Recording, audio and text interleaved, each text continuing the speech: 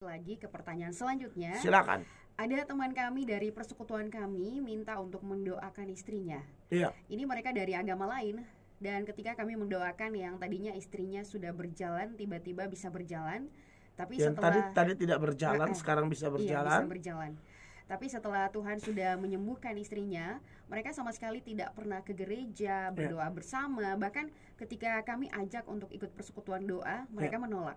Oke. Dan beberapa hari ini istrinya sakit lagi dan meminta kami untuk berdoa. Iya. Tapi apa salah kami menolak alasannya karena yang mereka cari bukan Tuhan tapi hanya kesembuhan. Seperti memerlukan Tuhan di saat butuh saja.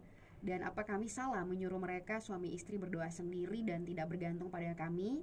Karena berbagai cara sudah kami lakukan untuk menegur mereka supaya harus berdoa, percaya hal-hal yang tidak alkitabiah dan menjauhi hal-hal seperti rokok, main game, sampai pagi dan lain-lain. Tapi mereka seperti cuek saja. Iya. Mohon pencerahan dari Bapak Pendeta.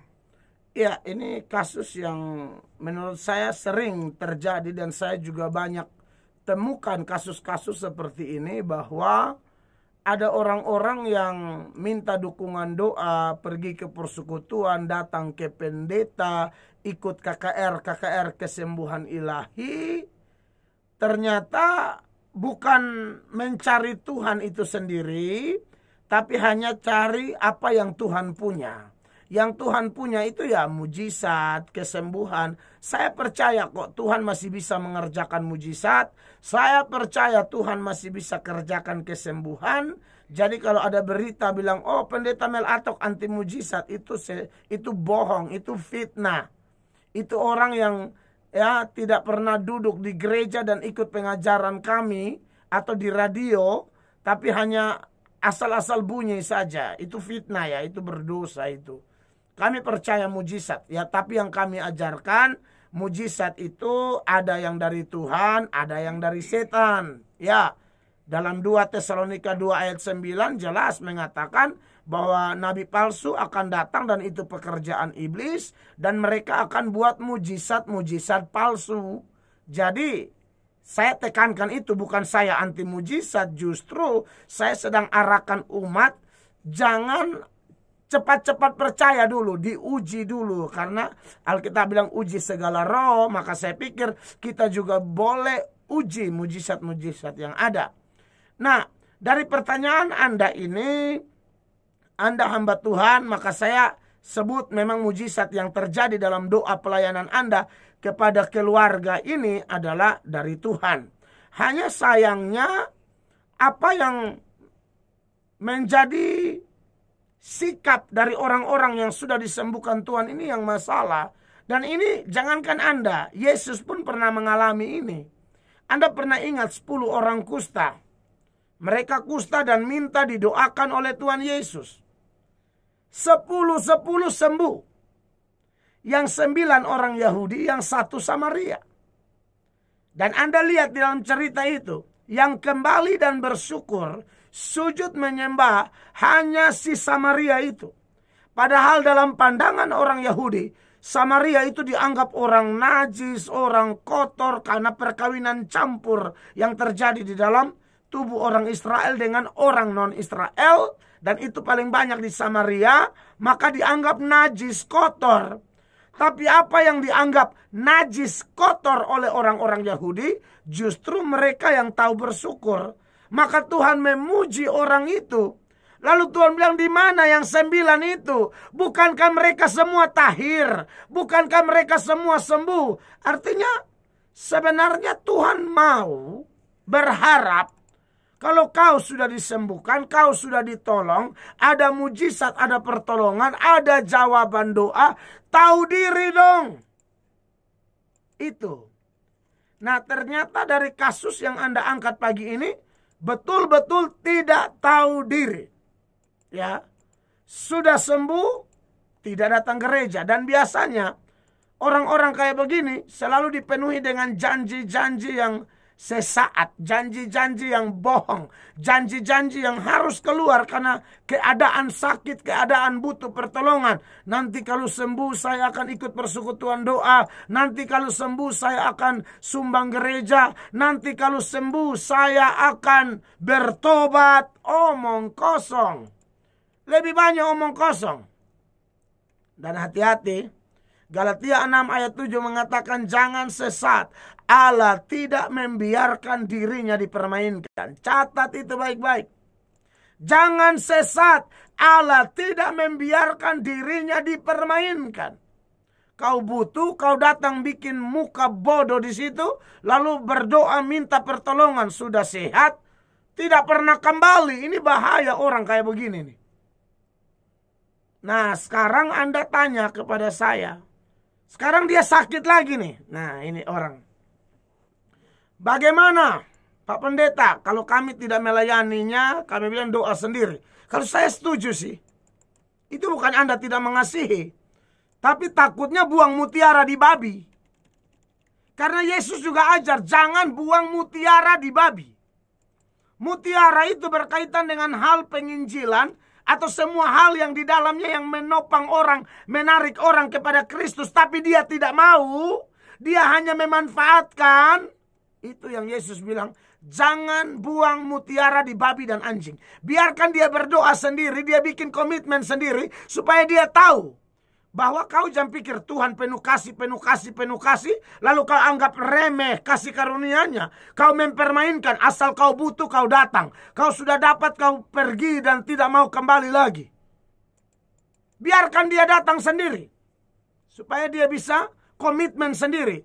Toh yang dia carikan Tuhan, bukan hamba Tuhan. Anak bungsu itu kembali diterima kok. Jadi biarkan dia datang sendiri. Tak usah layani orang begitu yang terlalu mempermainkan kasih karunia Allah. Menurut saya tidak usah, tidak apa-apa. Tidak berdosa kok. Ya. Jadi Anda yang juga sering mempermainkan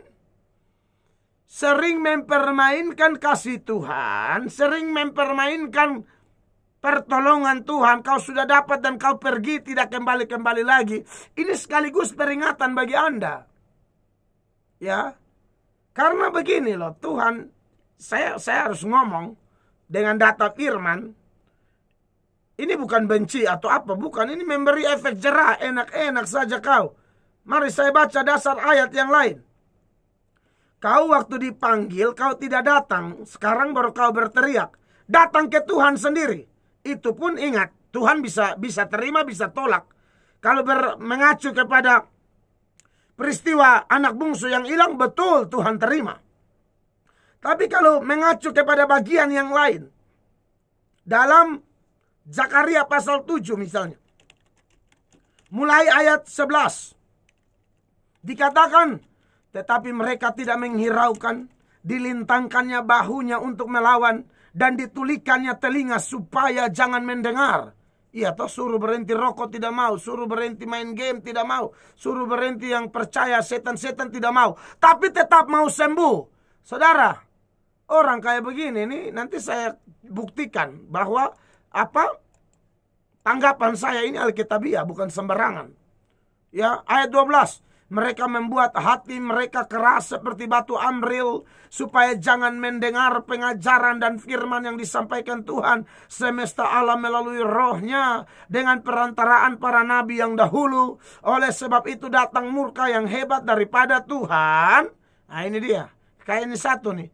Dulu sakit, bilang mau bertobat, sudah sembuh, pergi dan tidak kembali lagi. Bahkan gereja pun tidak, persekutuan pun tidak. Sekarang sakit kembali lagi. Itu gara-gara Tuhan hantam kau dengan murkanya. Ayat 13. Setelah dia datang, apa yang terjadi? Seperti mereka tidak mendengarkan pada waktu dipanggil. Nah ini, seperti mereka tidak mendengarkan pada waktu dipanggil, demikianlah aku tidak mendengarkan pada waktu mereka memanggil firman Tuhan semesta alam. Jangan main-main dengan Tuhan. Aduh, saya tidak berani. Saya biar Tuhan proses lebih baik daripada saya jauh dari Tuhan cari mati. Lebih baik jangan macam-macam. Apalagi dasar lain. Anda ingat ada dua penjahat di sebelah Yesus. Yang satu bertobat, yang satu tidak bertobat. Yang bertobat kita sudah tahu lah. Yang tidak bertobat itu dia juga minta diselamatkan. Tidak mau bertobat tapi minta selamatkan. Dia ejek, dia olok. Kalau engkau Mesias, selamatkan dirimu dan kami. Yesus tidak jawab dia. Anda catat itu baik-baik. untuk orang-orang jenis penjahat tidak bertobat. Yang tidak bertobat tapi mau ditolong. Tidak bertobat tapi mau mujizat. Tidak bertobat tapi mau uluran tangan Allah. Tidak bisa. Paketnya jelas, bertobat dulu kau.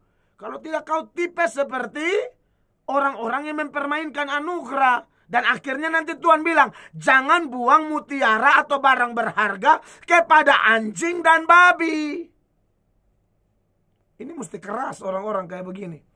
Manfaatkan Tuhan, bagian Tuhan, tolong kau pergi seenaknya saja. Jangankan Tuhan, manusia saja. Ya, dia pernah tolong kau, lalu kau kenal, ketemu dia, kau buang muka.